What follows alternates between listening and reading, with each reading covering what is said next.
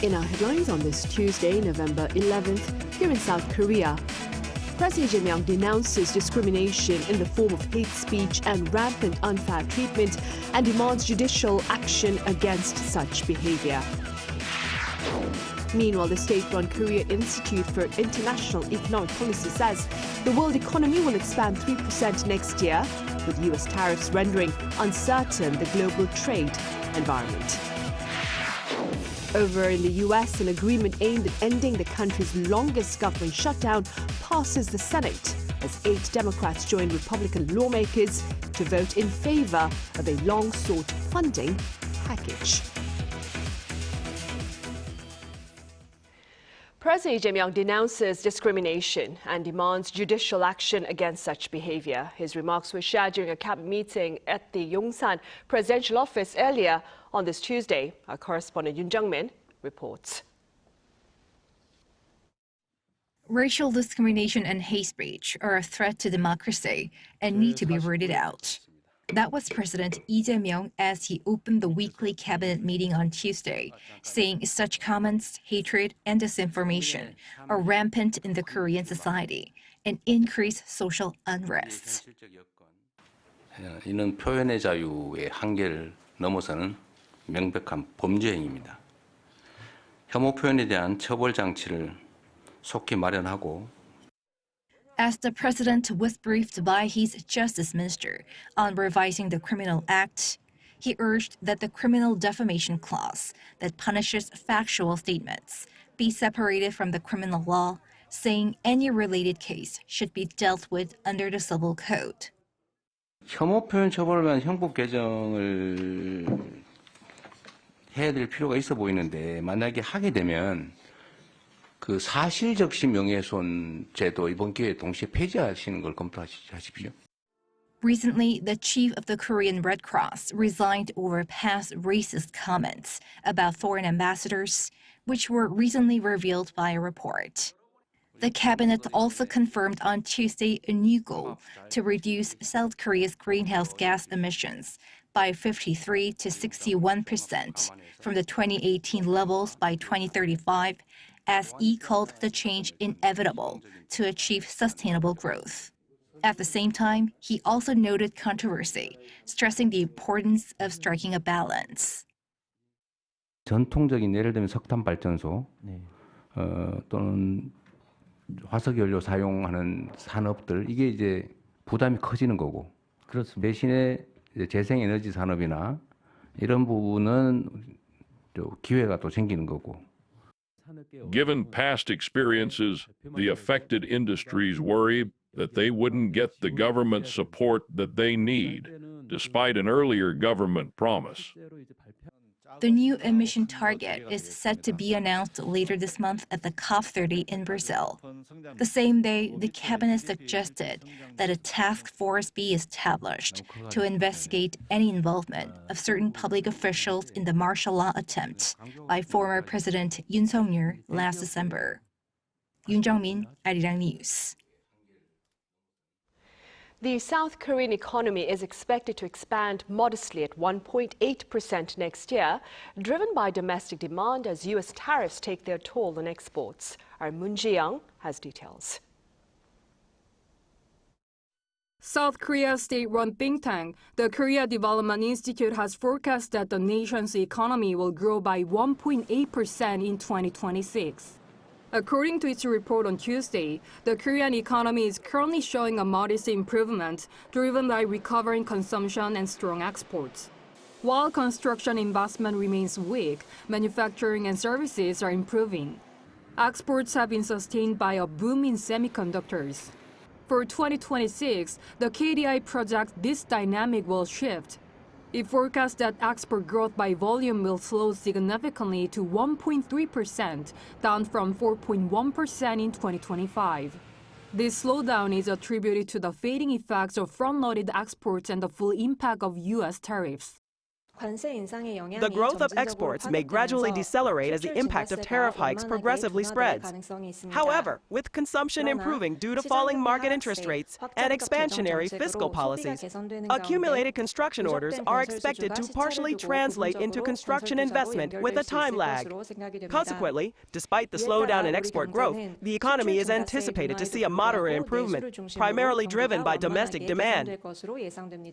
Domestic demand is expected to recover and support next year's growth. Private consumption is forecast to rise by 1.6%, up from this year's 1.3%, supported by falling market interest rates and expansionary fiscal policy. Construction investment is also expected to rebound to 2.2% growth after a severe 9.1% contraction this year. High trade-related uncertainty remains a primary risk factor for the outlook, with a persistently high exchange rate also posing potential upward pressure on inflation. Moon Ji-young, Arirang News. Meanwhile, the world economy is expected to expand 3% next year, also in response to the broader repercussions of U.S. tariffs. Our correspondent Kim Do-yeon covers the latest findings. The global economy is projected to grow by 3.0% in 2026, maintaining the same pace as 2025. This is according to the state-run Korea Institute for International Economic Policy, which on Tuesday released this forecast in its 2026 World Economic Outlook report. This represents a 0.1 percentage point upward revision from the Institute's previous forecast made in May. KIEP summarized the economic outlook for 2026 using the key phrase, buffer slowdown amid an asymmetric world. The buffered slowdown component of the key phrase signifies that corporations and nations are partially defending against downside pressures by mitigating shocks through various responses. Meanwhile, the asymmetric world refers to the phenomenon where the global economy, lacking a clear common direction or momentum, exhibits divergent trends by country and sector. One major downside risk to the global economy was the rapid changes in the new tariff and trade order as uncertainty continues to loom with the U.S. tariffs effects starting to kick in. The Institute noted that the U.S. administration's implementation of bilateral tariffs has weakened the multilateral trading system. As countries with a high dependency on trade will find it difficult to avoid pressure from reduced exports due to worsening external conditions, this uncertainty in the trade sector is one of the most significant downside risks. As of October 2025, the average U.S. effective tariff rate reached 17.9%. KIEP cited IMF projections that these high barriers will slow global trade volume growth to an average of 2.9% in 2025 to 2026, down from 3.5% in 2024. Other downsides noted were weakened fiscal capacity in major nations and disruptions from imbalanced investment in AI. Growth by region showed differences among some key players. The U.S. economy is forecast to grow by 1.6% as the negative effects of tariff policies begin to dampen consumer sentiment. The Eurozone is projected to grow by 1.1% and Japan by 0.6%. Among emerging markets, China is forecast to grow at 4.2%, slowed by the 2025 base effect and ongoing trade conflicts. India is expected to maintain strong 6.5% growth, while the ASEAN 5 nations are projected to grow at 4.7%. With global growth forecasts at a low 3.0%, KIEP says international cooperation is essential as the world faces a buffer slowdown in an asymmetric era where many countries have limited policy options to manage risks. Kim Do-yeon, Arirang News. In other news, a new survey shows 4 out of 10 South Koreans experience loneliness. According to the survey by the Data Ministry, over 38% of the respondents aged 13 and above said they feel lonely either often or sometimes. By age group, 3 out of 10 teenagers feel lonely, while the number stands at over 4 out of 10 among adults in their 60s and above. The social survey covers 10 sections on a 2-year cycle, touching upon 5 sections each year.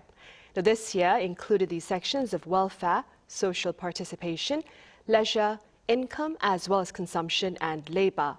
The survey took place this past May.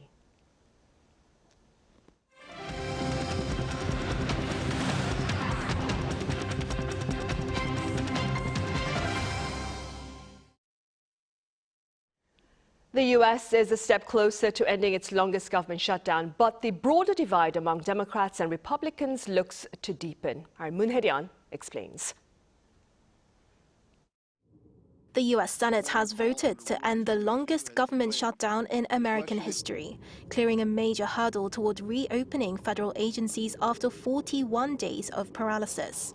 The 60-40 vote late Monday broke a weeks-long stalemate as federal food aid stalled, airport delays mounted, and hundreds of thousands of federal workers went without pay. The shutdown began on October 1st when the new fiscal year started without a budget in place, and lawmakers failed to agree on funding legislation amid deep political disputes. Nearly all Senate Republicans backed Monday's bill, joined by a small group of Democrats who had hoped to tie the government funding measure to healthcare subsidies that will expire at the end of the year. The agreement calls for a December vote on these subsidies aiding 24 million Americans, but provides no promise they will be extended. The shutdown is, however, not officially over yet. The measure now heads to the House of Representatives out of session since mid-September, before it is sent to President Donald Trump's desk to be signed for the U.S. federal government to officially reopen. Speaker Mike Johnson says he hopes to bring it to vote as early as Wednesday and urged lawmakers to return to Washington right now to avoid further delays. President Donald Trump has already signaled that he will support the bill, telling reporters in the Oval Office that the deal is strong and that the government will reopen quickly. The agreement would reverse the mass firings ordered during the shutdown and guarantee back pay for impacted federal workers. Well, I will be. I'll abide by the deal. Trump also claimed that air travel would become better than normal once operations resume, citing improvements his administration says are being made to air traffic control systems. He added that the U.S. is in the final bids for what he described as the world's finest modernization effort, though those details were not immediately confirmed by independent agencies. If the House approves the package, the shutdown could officially end within days, allowing federal workers to return to their jobs and restoring essential government services after more than a month of nationwide strain. Moon Hye-ryun, Arirang News. And a U.S. lawmaker has reintroduced a bill to renew the North Korean Human Rights Act. Representative Young Kim, a Republican from California, submitted the bill last Friday with Democrat Amy Barra as co-sponsor.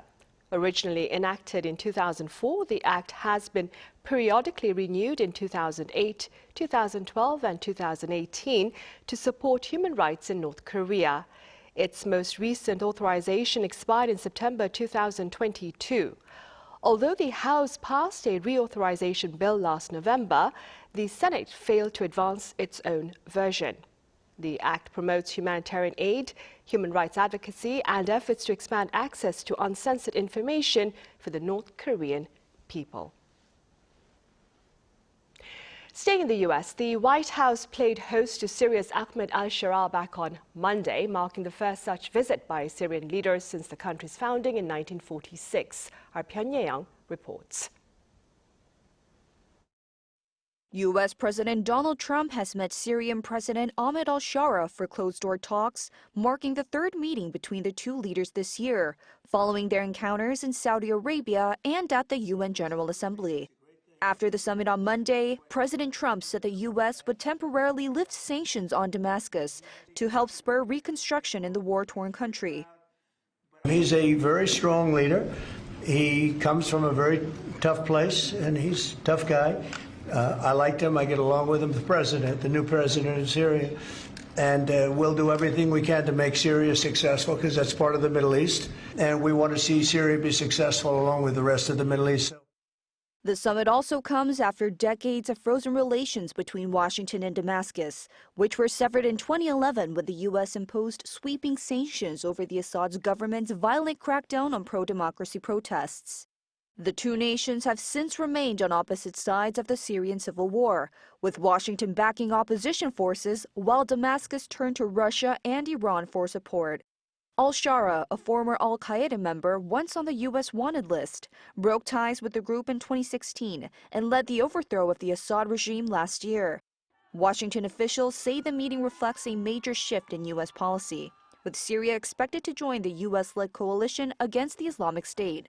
Experts view the summit as a symbolic turning point, signaling Syria's gradual return to the international stage and a potential realignment in the Middle East order. Hyun-yeong, Arirang News. The South Korean government has asked Google for additional documents amid the latter's request to export high-resolution map data. According to the Transport Ministry here, its review committee is delaying its decision and has given Google until February 5th next year to submit the required documents. Officials say Google has accepted conditions such as blurring security facilities and blocking coordinate exposure, but has yet to formally include them. The government here maintains that exporting detailed maps poses national security risks and continues to urge Google to build a domestic data center. And on the security front, earlier this year, the Navy launched a new Task Fleet Command, and that command just held its first major drill to test its combat capability. Our defense correspondent Kim Bo-kyung reports. Warships going at a speed of 10 knots target an enemy warship located around 8 kilometers away. Water columns splash on the surface of the sea as the ships fire their guns at the same time. This is part of the Navy Task Fleet Command's 3-day drills to enhance operational capabilities. Marking the very first fleet-level maritime maneuver training, the Navy's Task Fleet Command conducted a variety of drills moving across the East and the South Sea. Navy's 1st, 2nd, and 3rd fleets operate in the East, West, and South Seas respectively, whereas the Task Fleet Command, established this February, aims to undertake operations across all maritime regions and even beyond the South Korea's maritime boundaries. The command had only conducted test group and squadron-level exercises until now. 7 warships, including the Aegis destroyer ROK's Cheongdo the Great, and 3 aircraft took part in the first fleet-level exercise, some 70 kilometers east of Pohang. Under simulated scenarios, ROK's Seoul Ryuseong detected multiple aircraft operations and missile attacks. After tracking the threats, the vessel ordered other warships to engage in combat and successfully took down the targets with SM-2 missiles. Through its first fleet-level maneuver exercise, the Task Fleet Command was able to establish an operational posture capable of executing assigned missions anytime, anywhere. It will continue to maintain military readiness with overwhelming combat power, ensuring victory in any contingency. The command will hold such exercises regularly to strengthen its capability to deal with whatever threats it might encounter. Kim Bo-kyung, Arirang News, Pohang. Also here in the country, in line with the rapidly changing times, South Korean farmers are now turning to artificial intelligence for marketing strategies. Our Cha Yoon-kyung shows us how. This is a farmhouse that produces concentrated extracts using ingredients such as jujube and ginger. Last year alone, it hosted more than 60 pop-up shops in department stores, but it struggled because its offline customers were not moving online. It recently began selling its products through online live broadcasts and is now using AI to analyze customer characteristics and develop marketing strategies. We have been exploring various marketing methods to increase our online customers. We've also spent a lot of time thinking about how we can effectively use AI to achieve this. An AI platform was used to produce video content carrying important information for farmers and their workers. The topic was preventing heat-related illnesses among farmers, featuring ways to maintain health while working outdoors in hot weather. This and another AI use won the grand prize at the 2025 Gyeonggi-do Province Farmer Smart Management Innovation Competition held in September. The second was AI-generated short-form videos that were shared among farms to promote their products. This year marked the 17th edition of the contest and the first to feature AI. If the agricultural industry embraces AI technology, it can achieve even more diverse innovations. That's why we plan to hold a competition to incorporate more AI-based approaches next year. Gyeonggi-do Agricultural Research and Extension Services is planning to introduce a new competition category on AI-based sales strategies to strengthen farmer skills at using AI. Cha Yoon-kyung, Arirang News.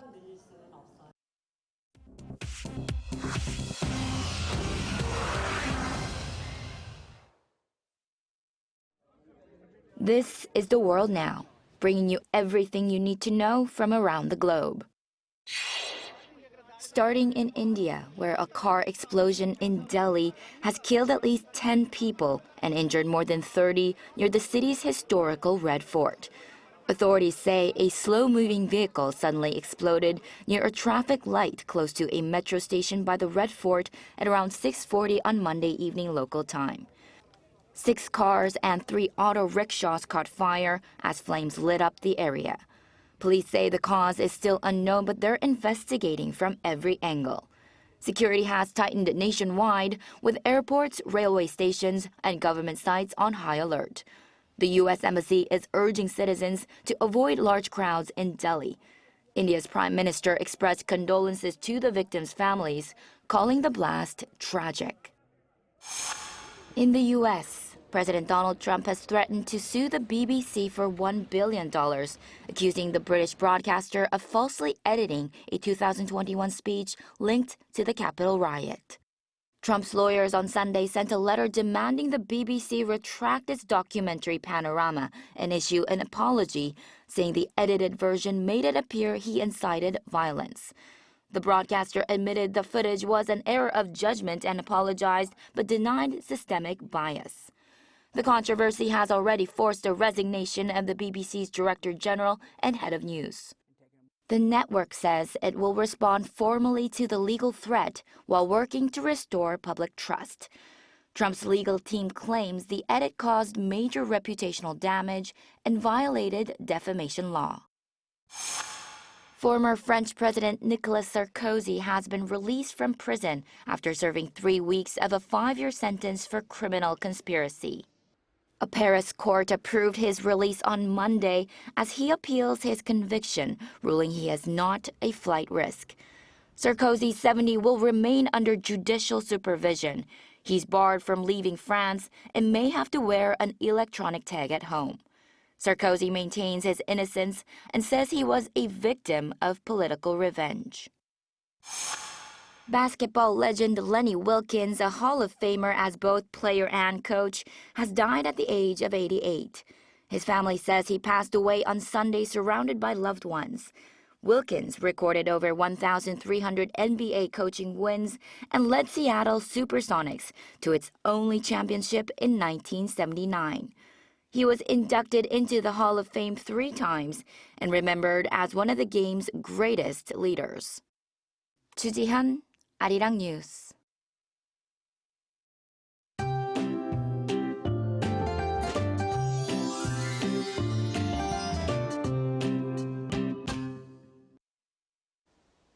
It was colder this morning than yesterday morning. Seoul plunged to 3.9 degrees this morning, with temperatures feeling even colder. In some inland and mountainous areas, it dropped below 0 degrees. As the day has gone on, the cold has gradually faded. However, as there are wide temperature swings in the morning and during the day, you should take good care of your health by wearing appropriate clothes suitable for the time of day.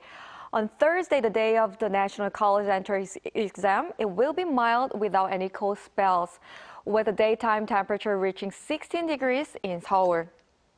Tomorrow morning, Seoul will start off at 6 degrees, Daejeon and Gyeongju at 3 degrees. Daily highs will move up to 15 degrees in Chuncheon, 20 degrees in Busan. Temperatures will continue to be similar to or somewhat higher than the average temperature for this time of year. That's all for Korea. Here are the weather conditions around the world.